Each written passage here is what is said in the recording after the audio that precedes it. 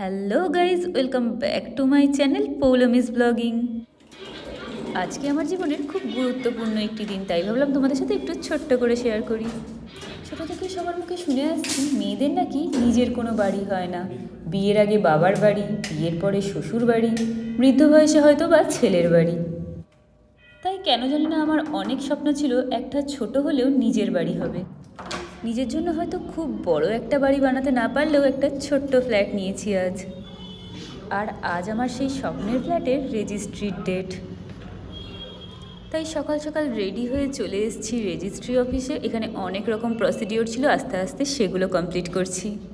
তাই ভাবলাম আমার জীবনের সবচেয়ে খুশির মুহূর্তটা, বলতে পারো আমার স্বপ্ন পূরণের মুহূর্তটা তোমাদের সাথে একটু ছোট্ট করে শেয়ার করি।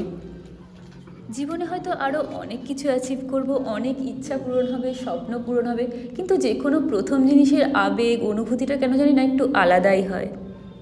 সেটা হয়তো কোনো ছোট একটা ভিডিও করে বা মুখে বলে প্রকাশ করে বোঝানো কাউকে সম্ভব নয়। উপরওয়ালার কাছে আমি সত্যি অনেক অনেক গ্রেটফুল যে এত ছোট বয়সে আমার অনেক বড় একটা উইশ ফুলফিল করে দিয়েছে। সত্যি বলতে আজকে সত্যিই অনেক প্রাউড ফিল হচ্ছে যে আমার এত বছরের সঞ্চিত অর্থ আমার সবচেয়ে বড় স্বপ্ন পূরণ করার জন্য কাজে লাগাতে পেরেছি। আজকে আমার মধ্যে যে কী চলছে সেই ইমোশনটা হয়তো আমি কাউকে বলে প্রকাশ করতে পারবো না, সে তো একটা ভিডিওতে বলে প্রকাশ করা সম্ভবই নয়। তাও ভাবলাম তোমাদের সাথে একটু ছোট্ট করে শেয়ার করি।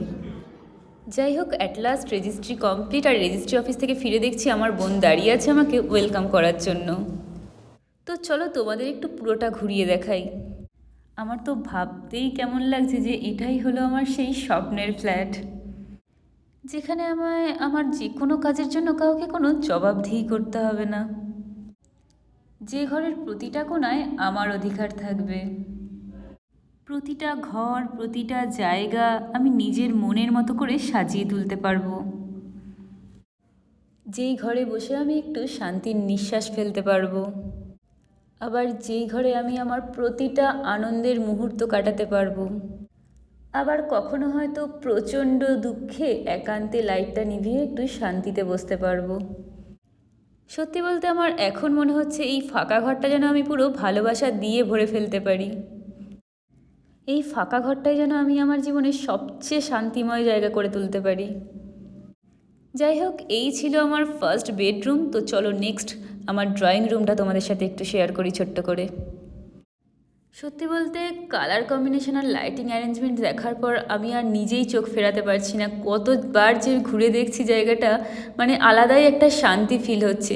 সব কিছু ছুঁয়ে দেখছি, বিশ্বাসই করতে পারছি না যে এটা এখন থেকে আমার।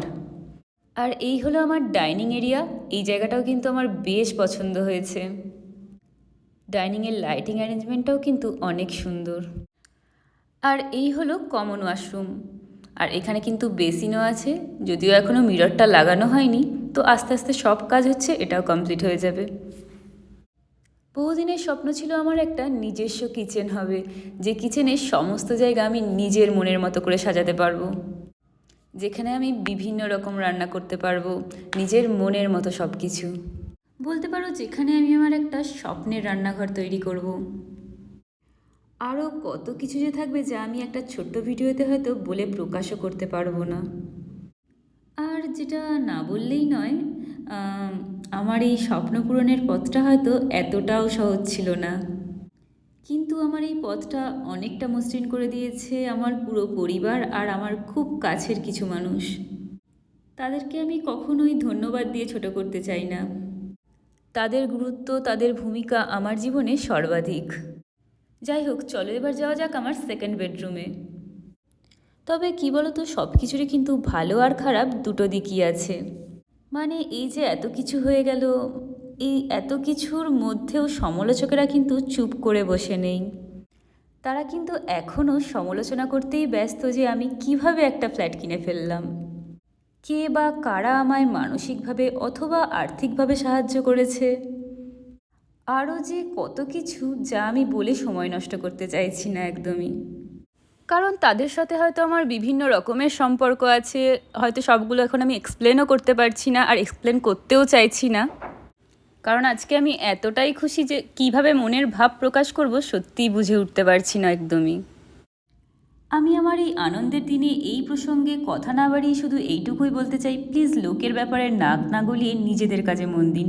নয়তো দিন শেষে দেখবেন যাকে নিয়ে সমালোচনা করে সময় নষ্ট করছেন সে তার জীবনে অনেক এগিয়ে গেছে, আর আপনি কিন্তু সেই একই জায়গায় আটকে আছেন। যাই হোক, এই হলো আমার শখের ছোট্ট এক ফালি ব্যালকানি। গল্প করতে করতে কিন্তু আমার এই স্বপ্নের ফ্ল্যাটটা তোমাদের সাথে ছোট্ট করে শেয়ার করে ফেললাম। তো তোমাদের কেমন লাগলো অবশ্যই কমেন্ট করে জানিও, আর ভালো লাগলে অবশ্যই like, comment, share and subscribe করে দিও। তো আজকের মতো টাটা, দেখা হচ্ছে খুব তাড়াতাড়ি নেক্সট একটা ভিডিওতে।